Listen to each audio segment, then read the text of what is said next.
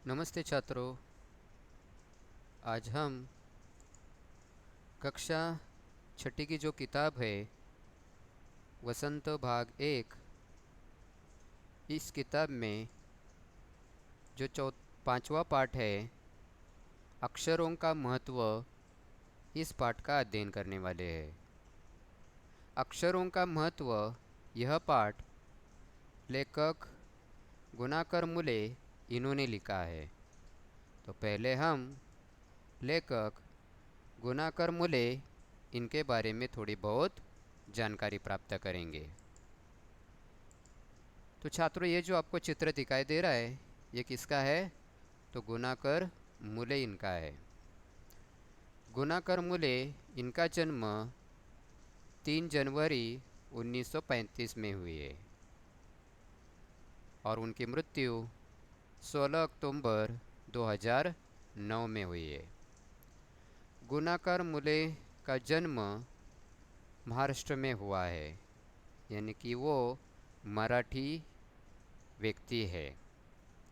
तो मराठी होने के बावजूद भी उन्होंने हिंदी और अंग्रेजी में विज्ञान का लेखन किया है और हिंदी और अंग्रेजी में विज्ञान लेखन करने वाले लोकप्रिय लेखक के रूप में उन्हें जाना जाता है, पहचाना जाता है।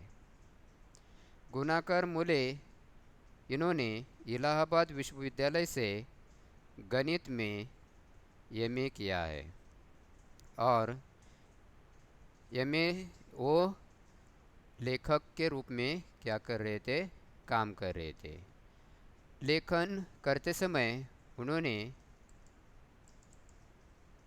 लेखन करते समय उन्होंने हिंदी और अंग्रेजी भाषाओं का उपयोग किया है, यानी कि लेखक गुणाकर मुले इन्होंने हिंदी और अंग्रेजी भाषाओं में उन्होंने लेखन किया है, लेख लिखे हैं, निबंध लिखे हैं।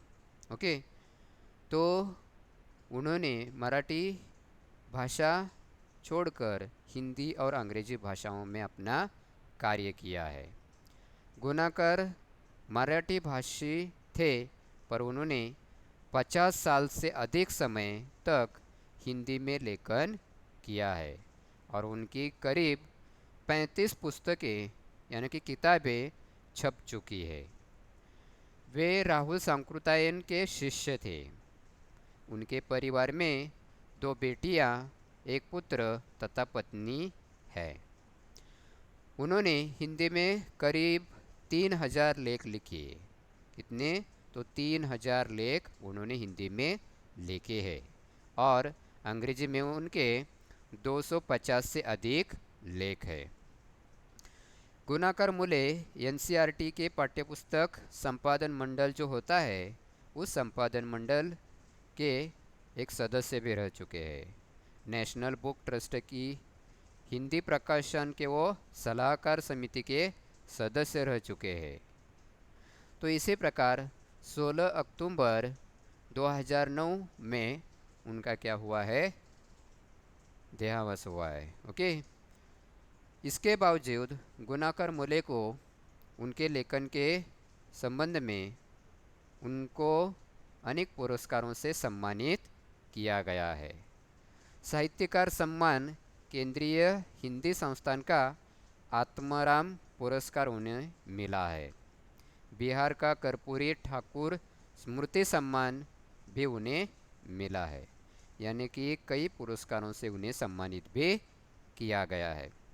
तो इसी प्रकार लेखक गुणाकर मुले इन्होंने अक्षरों का महत्व, ये जो पाठ है ये पाठ क्या किया है?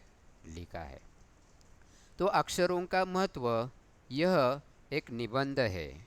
जिस प्रकार हम निबंध लिखते हैं उसी प्रकार उन्होंने यह एक निबंध पर पाठ लिखा है और उनके ही साहित्य कृतियों में से लिया हुआ यह पाठ है जिसका नाम है अक्षरों का महत्व। तो बच्चों, आपको मालूम होगा कि अक्षरों का बहुत ही बड़ा महत्व होता है, क्योंकि अक्षरों के बिना हम कुछ लिख नहीं सकते या कुछ पढ़ नहीं सकते। जैसे कि अंग्रेजी में उसे क्या कहते हैं, लेटर कहते हैं, है ना। हर एक भाषा में कोई ना कोई अक्षर होते हैं। उनकी लिपि अलग हो सकती है लेकिन अक्षर जरूर होते हैं। तो इसी प्रकार अक्षरों के माध्यम से हम अपने विचार दूसरों तक क्या करते हैं, पहुंचाते हैं। यदि हमें कुछ कहना है तो उसके लिए किसकी आवश्यकता होती है, अक्षरों की आवश्यकता होती है। यदि हमें पढ़ना है तो उसके लिए भी अक्षरों की आवश्यकता होती है। यदि हमें कुछ लिखना है तो उसके लिए भी अक्षरों की आवश्यकता होती है। तो छात्रों, आपको मालूम होगा कि ग्रामर यानी कि हम उसका अध्ययन करते हैं तब मैंने आपको बताया है कि कई अक्षर जब एक साथ आते हैं उनका अर्थ निकलता है तब वो शब्द बन जाता है। ओके। और अर्थपूर्ण जब शब्द एक साथ आते हैं तो उससे वाक्य बन जाते हैं, सेंटेंस बन जाते हैं। तो ये अक्षर जैसे कि मराठी में अ आ ई उ ऊ क ख ग घ, ये सभी क्या है, अक्षर है। जैसे कि अंग्रेजी में A B C D E, ये क्या है, अक्षर है। तो ये अक्षर जो है उनका बहुत ही बड़ा महत्व होता है, क्योंकि उन अक्षरों के सिवा हम शब्द नहीं बना सकते और शब्दों के बिना हम सेंटेंस नहीं बना सकते। तो इसी कारण अक्षरों का महत्व कितना है, यह लेखक गुणाकर मूले इन्होंने इस पाठ के द्वारा हमें बताने की कोशिश की है। तो आप हर रोज़ अखबार पढ़ते होंगे, किताबें पढ़ते होंगे, लेटर पढ़ते होंगे, मोबाइल में कुछ जानकारी पढ़ते होंगे, है ना। तो किसके द्वारा आप पढ़ते हैं, तो अक्षरों के द्वारा ही पढ़ते हैं। यानी कि आज जो कुछ हमें ज्ञान मिलता है वो किसके द्वारा मिलता है, अक्षरों के द्वारा ही मिलता है। लेकिन आपको मालूम है कि जब आदमी या इंसान का जन्म नहीं हुआ था, बहुत पहले साल, है ना, पृथ्वी पर इंसान नहीं थे। और जब उनका पृथ्वी पर निर्माण किया गया आदमी का, इंसान का, तो उसके बाद आदमी कैसे रहता था, गुफाओं में रहता था। पत्थर, है ना, लोहे की चीज़ें, इनका वो उपयोग करता था। पहले उन्हें बोलना नहीं आता था, तो वो किस भाषा का उपयोग करते थे, सांकेतिक भाषा का उपयोग करते थे। दीवारों पर कुछ चित्र बनाकर वो अपनी भाव संकेत प्रकट करते थे। यानी कि ये सोशल स्टडीज़ में आपने पढ़ा होगा, अध्ययन किया होगा। और उसके बाद जाकर आदमी ने, इंसान ने किसका निर्माण किया, इस अक्षरों का निर्माण किया। ओके। और उसके बाद सेंटेंस बनने लगे, किताबें छपने लगी, मैगज़ीन छपने लगी, अखबार छपने लगा। किसके माध्यम से, इस अक्षरों के माध्यम से। और आज हम जो भी जानकारी प्राप्त करते हैं वो किसके द्वारा करते हैं, अक्षरों के द्वारा करते हैं। तो ये अक्षरों का महत्व क्या है, अक्षरों का निर्माण कब हुआ, अक्षरों का निर्माण कैसे हुआ, इसकी थोड़ी बहुत जानकारी आज हमें अक्षरों का महत्व इस पाठ के द्वारा करना है। तो चलो आज हम क्या करेंगे, इस पाठ का अध्ययन करेंगे। तो देखो पहले क्या लिखा है। यह निबंध पर लिखा गया एक पाठ है। तो लेखक गुणाकर मूले कहते हैं कि अक्षरों की कहानी, यानी कि अक्षरों की ये जो कहानी है वो कैसी है, बहुत पुरानी है ना, क्योंकि पुराने ज़माने की है। जब आदमी का निर्माण हुआ उसके बाद कई हज़ार साल पुरानी है। और उसके बाद हम क्या करने लगे, अक्षरों का उपयोग करने लगे। उससे पहले हम क्या करते थे, तो सांकेतिक भाषा का उपयोग करते थे। जैसे आपको मालूम होगा कि रास्ते से जाते समय आपको ऐसे कुछ चिन्ह दिखाई देते होंगे, है ना।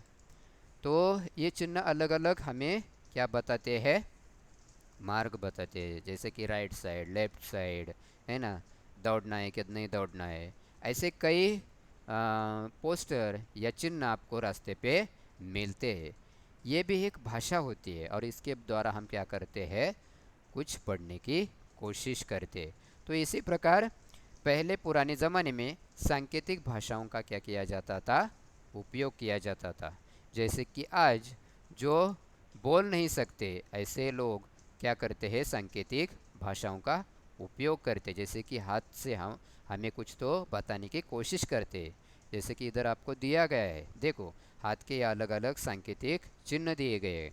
तो इसके द्वारा ए के लिए क्या करना है, बी के लिए क्या करना है, सी के लिए क्या करना है, तो ये उन्हें सिखाया जाता है और वो सांकेतिक भाषाओं के द्वारा हमें क्या करते हैं, अपनी बात बताने की कोशिश करते। उसी प्रकार पुराने ज़माने में क्या किया जाता था, सांकेतिक भाषाओं का उपयोग किया जाता था। और उसके बाद जैसे जैसे आदमी बोलने लगा तो उसके बाद वो क्या करने लगा, अक्षरों का उपयोग करने लगा।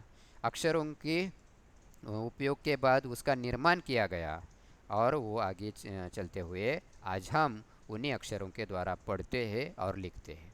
तो लेखक कहते हैं कि अक्षरों की कहानी, ये कहानी कैसे है, बहुत पुरानी है। और ये जो अक्षर है, इस अक्षरों में बहुत सारी पुस्तकें क्या हुई है, निर्माण हुई है। यह पुस्तकें अक्षरों से ही बनी है, क्योंकि अक्षरों के बिना पुस्तकों का निर्माण नहीं होता। तो चाहे वो लिपि अलग अलग हो सकती है ना, जैसे कि अंग्रेजी भाषा की वो उसका उपयोग करते हैं, हिंदी में हिंदी भाषा का उपयोग करते हैं, मराठी में मराठी भाषा का उपयोग करते हैं, उर्दू में उर्दू लिपि का उपयोग करते हैं। यानी कि लिपि अलग हो सकती है लेकिन उसमें अक्षर होते हैं। उन अक्षरों के द्वारा ही पुस्तक का निर्माण किया जाता है। तो सारी पुस्तकें अक्षरों से बनी होती है। तरह तरह की पुस्तकें बनाई जाती है। उस पुस्तकों में तरह तरह के अक्षर होते हैं, है ना। यानी कि अ होता है, स होता है, क होता है, यानी कि तरह तरह के अक्षर होते हैं। इन तरह तरह के अक्षरों के साथ तरह तरह की पुस्तकें बनाई जाती है ना। मैगज़ीन होता है, किताबें होती है, अखबार होता है, या अलग अलग शब्दकोश होते हैं, डिक्शनरी होती है। यानी कि इन अक्षरों के द्वारा अलग अलग पुस्तकों का निर्माण किया जाता है। लेखक आगे बताते हैं कि दुनिया में अब तक करोड़ों पुस्तकें छप चुकी है। यानी कि जब अक्षरों का निर्माण हुआ उसके बाद दुनिया में आज करोड़ों पुस्तकों का निर्माण किया गया है। यानी कि करोड़ों पुस्तक निर्माण हुए हैं।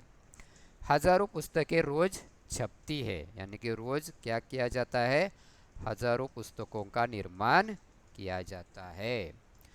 तरह तरह के अक्षरों में हजारों की तादाद में रोज क्या किए जाते हैं, समाचार पत्र छपे जाते हैं, है ना।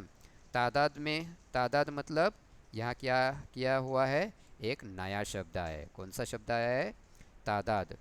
यानी क्या, यानी कि संख्या में। तादाद में मतलब संख्या, तादाद। ओके, ये क्या नया शब्द है, नया शब्द है। उसका अर्थ क्या है, संख्या। यानी कि हजारों की संख्या में रोज क्या किए जाते हैं, समाचार पत्र छपे जाते हैं। किसके द्वारा, इन अक्षरों के द्वारा छपे जाते हैं। ओके, तो इसी प्रकार लेखक हमें बताते, लेखक आगे बताते हैं कि ये जो अक्षरों से पुस्तकें छपी जाती है, उनका निर्माण किया जाता है ना। तो वो जो निर्माण किया जाता है, वो पुस्तकें, वो किताबें हम क्या करते हैं, पढ़ते हैं।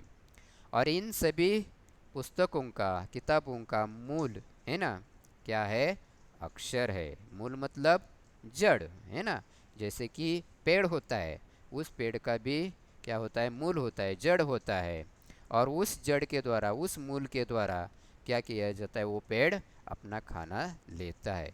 उसी प्रकार उस तरह किताबों का मूल यानी कि जड़ क्या होता है, तो अक्षर होता है। यदि अक्षर ही नहीं रहेंगे तो हम किताबें पढ़ नहीं सकते, यानी कि किताबों का निर्माण ही नहीं हो सकता। यानी कि किताबों का निर्माण करने के लिए किसकी आवश्यकता होती है, तो अक्षरों की आवश्यकता होती है। ऐसे लेखक हमें बताते, लेखक आगे बताते हैं कि हम कल्पना भी नहीं कर सकते कि यदि आदमी अक्षरों को न जानता तो आज इस दुनिया का क्या हाल होता।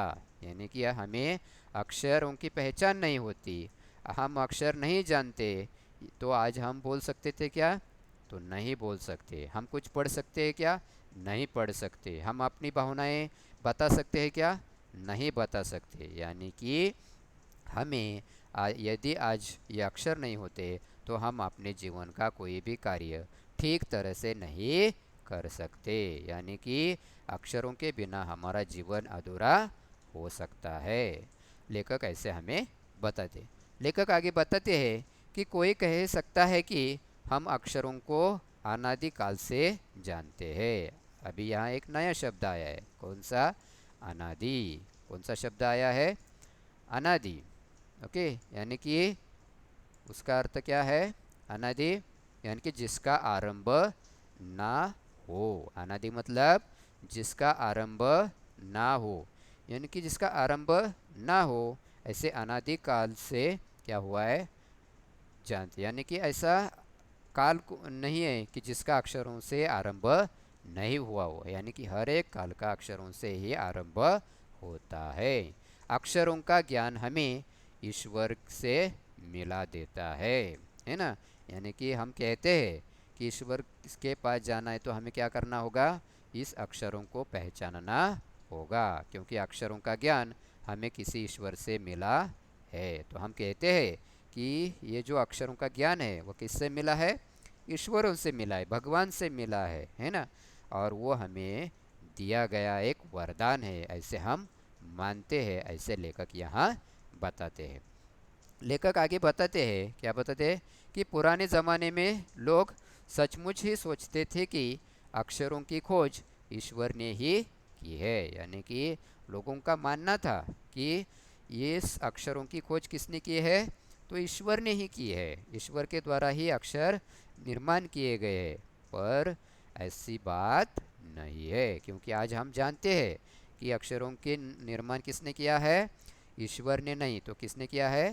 तो खुद आदमी ने किया है, इंसान ने किया है। जब इंसान बातें करने लगे, एक दूसरे के साथ भाव संकेत व्यक्त करने लगे, तब जाकर आदमी ने इसको किसी चिन्ह में बांधने के लिए अक्षरों का निर्माण किया है। यानी कि ये जो अक्षर है वो ईश्वर के द्वारा निर्माण हुए हैं क्या? नहीं, तो आदमी के द्वारा निर्माण हुए हैं, ऐसे लेखक बताते। लेखक आगे बताते हैं कि अब तो हम यह भी जानते हैं कि किन अक्षरों की खोज किस देश में किस समय हुई है। यानी कि आपको मालूम होगा कि किन अक्षरों की, यानी कि अलग अलग जो भाषाएं हैं, तो उन भाषाओं के अलग अलग अक्षर है ना।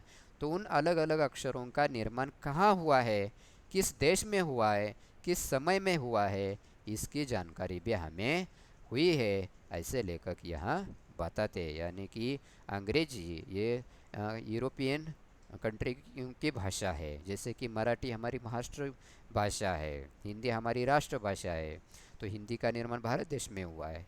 यानी कि भाषा विकास किस प्रकार हुआ है, इसका अध्ययन भी हमने किया है, ऐसे लेखक यहाँ बताते हैं। यानी कि आपको मालूम होगा कि भाषा की खोज किस प्रकार हुई, भाषा किस प्रकार, भाषा का निर्माण किस प्रकार हुआ है ना। इसके पहले, हिंदी के पहले कई भाषाएं थी, जैसे कि प्राकृत थी, अरबी थी, उर्दू थी, संस्कृत थी, पाली थी। इनका अपभ्रंश होते होते आज सिंधु से हिंदी बन गई, और ये हिंदी आज हम क्या करते हैं? पढ़ते। यानी कि इस प्रकार, क्योंकि जो सिंधु नदी है, उस सिंधु नदी के यहाँ जो लोग रहते थे, वो लोग क्या करते थे? भाषाओं में बातचीत करते थे। उस सिंधु से हिंदी बन गई, और आज हम हिंदी भाषा का उपयोग करते। यानी कि हर एक भाषा का निर्माण, उस भाषा के अक्षरों का निर्माण किस प्रकार हुआ, उसकी खोज किस प्रकार हुई, किस देश में हुई, किस समय में हुई, यह हम जानते हैं, ऐसे लेखक यहाँ बताते हैं। जैसे आपके सामने एक चित्र दिखाई दे रहा है ना, तो ये शिकार का दृश्य है, जो मध्य भारत में उस समय क्या किया जाता था? निकाला जाता था। यानी कि शिकार करने जा रहे हैं, जैसे कि ये चित्र के द्वारा लोग क्या करते थे? बताते थे। जैसे कि आपके किताब में 29 पेज पर भी दिया गया है। तो इसी प्रकार लोग क्या करते थे? भाव संकेत व्यक्त करते थे। लेखक आगे बताते हैं कि हमारी यह धरती लगभग 5 अरब साल पुरानी है। तो हमारी ये जो धरती है वो कितनी पुरानी है? तो लगभग 5 अरब साल पुरानी है। 2-3 अरब साल तक इस धरती पर किसी प्रकार के जीव जंतु नहीं थे। तो इस धरती का निर्माण कब हुआ है? तो 5 अरब साल पुराने हुआ है। उसके बाद 2-3 अरब साल तक इस धरती पर किसी प्रकार के जीव जंतु नहीं थे, यानी कि सिर्फ धरती का ही निर्माण हुआ था। 2-3 साल तक, 2-3 अरब साल इस धरती पर किसी कोई जीव जंतु दिखाई नहीं देते थे। फिर करोड़ों साल तक केवल जानवरों और वनस्पतियों का ही इस धरती पर राज्य रहा, यानी कि 2-3 अरब साल के बाद, है ना, करोड़ों साल, उसके बाद करोड़ों साल इस धरती पर कौन थे? तो जानवर थे और पेड़ पौधे थे। वनस्पतियों मतलब पेड़ पौधे थे, यानी कि बहुत पुराने साल इस धरती पर जानवरों का और वनस्पतियों का ही निर्माण हुआ था। तो आपको मालूम होगा कि इंसान का निर्माण किस प्रकार हुआ है, यानी कि आदमी, जो आदमी का निर्माण किस प्रकार हुआ है ना। हम, हमारे वंशज किसे माना जाता है? बंदर को माना जाता है, यानी कि बंदर हमारे वंशज है, ऐसे हम कहते हैं, क्योंकि हम भी उसी प्रकार रहते थे, है ना। आगे जाकर, है ना, हम क्या हो गए? इंसान के रूप में पैदा हो गए, यानी कि धीरे धीरे हमारे शरीर में चेंज होता गया और हम ठीक तरह से चलने लगे, बोलने लगे, रहने लगे। तो ये हिस्ट्री में आपने पढ़ा होगा कि इंसान का निर्माण किस प्रकार हुआ। तो उसी प्रकार लेखक कहते हैं कि करोड़ों साल पहले इस धरती पर सिर्फ क्या था? वो जो वनस्पतियाँ है, पेड़ पौधे हैं और जो जानवर है वही दिखाई देते थे। उसके बाद धीरे धीरे क्या हुआ? आदमी ने इस धरती पर कोई 5 लाख साल पहले जन्म लिया। तो कब लिया है? कोई 5 लाख साल पहले आदमी ने इस धरती पर क्या किया है? जन्म लिया है। धीरे धीरे उसका विकास होता गया, यानी कि आदमी का क्या होता गया?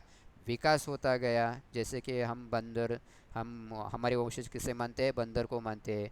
तो हम धीरे धीरे क्या करने लगे? अपने पैरों पर चलने लगे, है ना। हमारी जो पूंछ थी वो धीरे धीरे निकल गई, है ना। तो यानी कि इसी प्रकार हम क्या हो गया? यानी कि आदमी, व्यक्ति का, इंसान का धीरे धीरे विकास होता गया।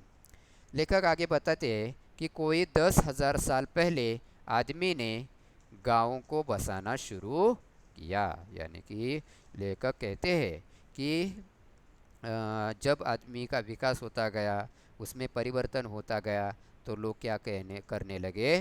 गुफाओं में रहते थे तो एक साथ रहने लगे, है ना। वो एक साथ रहते रहते जब वो इकट्ठा होने लगे तो गांव बसाने लगे, गांव में बसाना शुरू किया, एक साथ रहने लगे, मकान बनाने लगे, है ना। तो एक साथ खाना खाने लगे, यानी कि इसी प्रकार आदमी, इंसान में क्या होता गया? चेंज होता हुआ हमें दिखाई देता है, ऐसे लेखक यहाँ बताते हैं। यानी कि कोई 10,000 साल पहले आदमी ने गांवों को बसाना शुरू किया। कितने साल पहले? 10,000 साल पहले। लेखक आगे कहते हैं कि वह खेती करने लगा, वह पत्थरों के औजारों का इस्तेमाल करने लगा, उस औजारों से शिकार करने लगा, उस औजारों से खेती करने लगा, उस औजारों का उपयोग करके मकान बनाने लगा, उस औजारों का उपयोग करके अपने जो कामकाज है वो पूरे करने लगा। यानी कि जैसे जैसे इंसान को पता चला, आदमी को पता चला, तो अलग अलग पत्थर जैसे औजारों का वो क्या करने लगा? उपयोग करने लगा। फिर उसने तांबे और कांसे के भी औजार बनाए। तो तांबे और कांसे के भी औजार बनाए, जैसे कि आज भी हम देखते हैं कि हमारे घर में अलग अलग के बर्तन होते हैं, तो तांबे के भी बर्तन होते हैं, है ना। तो उसी प्रकार तांबे और कांसे के भी वो औजारें बनाता था और उसका उपयोग वो अपने जीवन में करने लगा। लेखक आगे बताते हैं कि प्रागैतिहासिक जो है ना, प्रागैतिहासिक मतलब इतिहास से पहला, है ना। प्रागैतिहासिक मतलब इतिहास से पहले का काल, यानी कि जिस जिस समय इतिहास का शुरुआत होती है, इतिहास की शुरुआत होती है, हिस्ट्री की शुरुआत होती है, उसका पहला काल किसे, उस काल को क्या कहते हैं? प्रागैतिहासिक काल कहते हैं। तो ये जो प्रागैतिहासिक मानव ने सबसे पहले क्या किया था उस काल में, चित्रों के जरिए अपने भाव व्यक्त किए थे। तो क्या करता था आदमी कि जो अलग अलग प्रकार के चित्र निकालता था और उस चित्रों के जरिए वो क्या करता था, अपने जो भाव है वो भाव व्यक्त करने की कोशिश करता था।